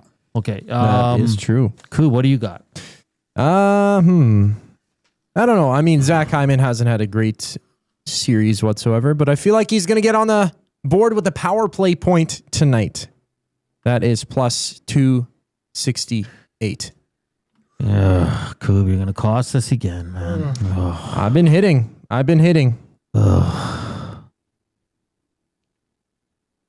All right. What do you want? Hyman power play point. Where is that one?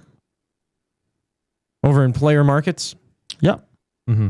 All right. There you have it. Over 7.5 goals in the Ducks-Oilers game. Trey Savage over 5.5 strikeouts and a Zach Hyman power play point.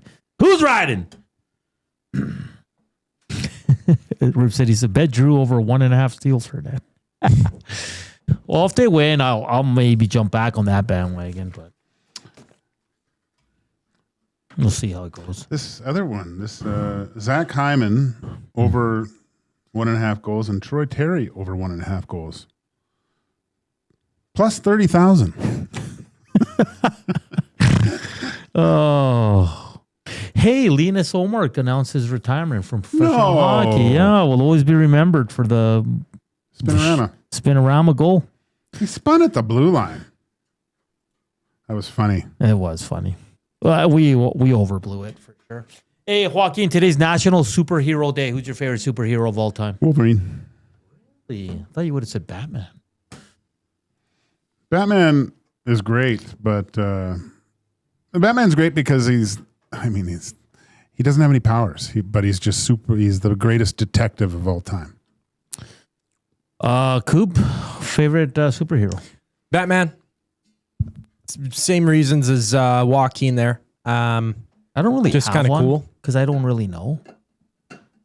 What do you mean you don't know? Can I pick Deadpool? Yeah. Have you watched the movies? Is he not an anti-hero? I've seen Deadpool. He's not a superhero though, right? No. He's like an anti. Because people don't like him too much. He's freaking hilarious. Pretty funny. I wouldn't mind it. I don't mind the pick. Invisible. No Spider-Man. Is that a superhero? Who? Invisible. Invisible. Invincible. Not invisible. Invincible? Yeah. I mean, that's a good one. Okay. Why don't you pick Omni-Man? No. I like Invincible. It's his son. Yeah. I You know who Omni-Man is? Yeah. Okay. I don't like him. He beat up his son. Oh, yeah. Almost killed him. Yeah. Yeah. Spoiler alert. And then he has the Yeah, other. why you- He has the other son now. Now you're spoiling it for everyone else that hasn't got have there you yet. seen it? No. Holy moly, Well, Hernan. I don't know. How am I supposed to know? Spoilers. Holy Jeez. smokes. I'm sorry. The good thing is I don't have to sing tomorrow. He tried You're the high spoiling too five. much. It just. Can't There's believe no you way- spoiled 2 shows for me. There's no Yeah. way we're getting 80 thumbs up in 2 minutes. How many do we need? You did this to yourself, Nasties. I was going to sing. Hernan is having a terrible afternoon. I'm not. I'm having a great afternoon. I didn't mean to ruin the 2 movies. Sorry. We got 80 likes, Hernan. Yeah, it was 150. Not even close. Oh, you mean to get 80 Yeah. more? Okay. Okay. Yeah, another 70 to get, hey? Yeah. That'd be tough. That's tough. I'd It ain't happening without the Winnipeggers. have to open up like 70 new accounts. I was kind of looking forward to singing tomorrow too. I don't mind singing once in a while, right, Joaquin? Well, Maybe that's what the boys need, man. I don't know. You always you said that they're going to win tonight, so I truly believe that, though. You don't think so? no, I don't think they. I think they're out of it. Okay. They're gassed. Who? What do you think with your fresh new haircut? Yeah. They're done. Is really what I think. Okay, but are they losing tonight? I mean, I think we all think if they're McDavid done, and but- Dickinson aren't playing, No, they're playing. that's an easy pick. If McDavid's out, they're losing. I wouldn't And say he hasn't that. Like Leon's played well with, but Leon's not 100% either. So. What was it? It was McDavid's worst career game in Game 2. They weren't very The series? No. So he's been absolutely smothered by Washi and VL. Like if the Ducks even play, I don't know, 80% of the game that they did throughout the entire series, they're just a lot more consistent. The Oilers have to do a lot to try and even just win tonight. Yeah. But I feel like the fans will try and get them in. Yeah. It's a coin toss for me, man. They have to win big. If anything's going to happen big time, they got to win big tonight. If you're going to the game downtown, don't fight. Coob, especially you. No, I'm not fighting. We'll finish with Tom Dixon's mustache. Nope, I love it. This also solves the imbalance of one division is stronger than the other. The playing games will be fun to watch as well. The more CFL, the better. Well, he's positive about it. Yeah. Wow. Well, let's look at the poll. 48%, I'll wait and see. 30% no, 23% yes. Do you like the new changes to the CFL playoff form? You know what's going to be must-watch tomorrow? The Hangout. Abadi's going to be on fire with this. Absolute fire. And so will we. Talking about an Oiler win. Maybe some F1, Joaquin. Maybe some CFL talk. We'll see who the Elks take. Of course, CFL draft today at 5 o'clock. Okay, Reed Wilkins coming up with Jay Milne. Reed Wilkins Show 3 to 6:30. Then it's Tom Zola live from the Ice House 6:30 to 8. And the boys will be back later tonight to break it all down. Thank you for watching. Thank you for listening. Big shout out to Peter Burse from SiriusXM NHL and JC Abbott from 3downnation.com. We're back tomorrow. Don't go anywhere. Reed and Jay coming up here. For Joaquin and Zach, I'm Hernan saying thank you once again. Enjoy this beautiful weather we're having, and we'll talk tomorrow. Chowders.